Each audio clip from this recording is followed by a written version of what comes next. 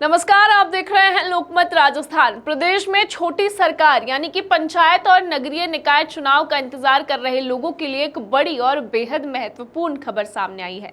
Rajasthan high court के सख्त आदेश के बावजूद 31 जुलाई तक प्रदेश में ये चुनाव होना अब मुमकिन नहीं है। ऐसा मैंने इसलिए कहा क्योंकि राज्य निर्वाचन आयोग ने ये साफ कर दिया है कि आरक्षण की स्थिति साफ होने के बाद भी चुनाव कराने में कम से कम 90 दिन का समय यानी कि 3 महीने का समय जरूर लगेगा। वहीं चुनाव में ओबीसी आरक्षण की रिपोर्ट अटकने के कारण अब पूरी चुनावी टाइमलाइन बदलती हुई नजर आ रही है। राजस्थान में स्थानीय निकाय और पंचायत राज चुनाव की तारीखों को लेकर चल रहा सस्पेंस अब लगभग खत्म सा हो गया है। राज्य निर्वाचन आयोग ने सोमवार को पंचायती राज विभाग को एक लेटर लिखा और इस लेटर में आयोग ने स्पष्ट किया कि बढ़ी हुई पंचायतों और संसाधनों को देखते हुए चुनावी प्रक्रिया को अमली जामा पहनाने के लिए कम से कम 3 महीने का वक्त जरूर लगेगा।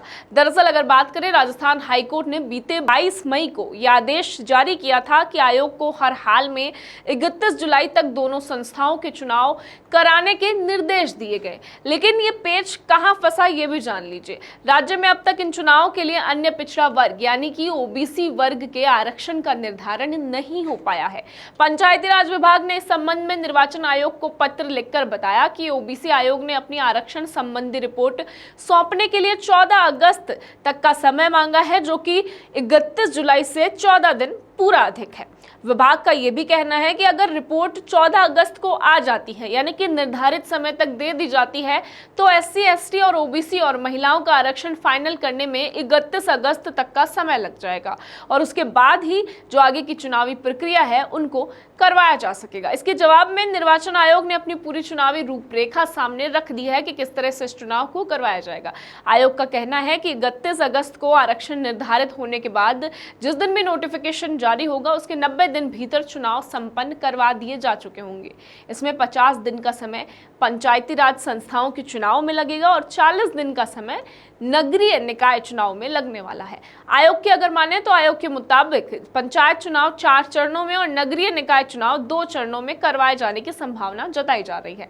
इस पूरे मामले में राजस्थान हाईकोर्ट का रुख बेहद तल्ख नजर आ रहा है।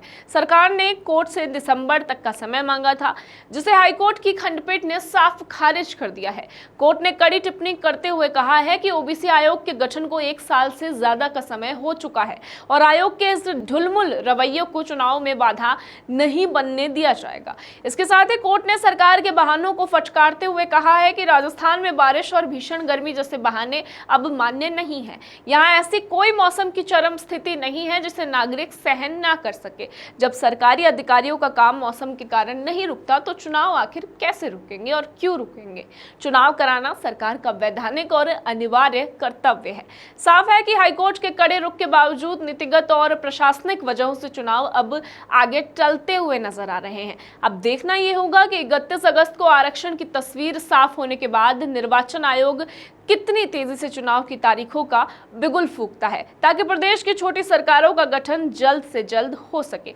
लोकमत राजस्थान में अभी के लिए बस इतना ही। देश और दुनिया की बाकी खबरों के लिए देखते रहिए लोकमत राजस्थान। नमस्कार।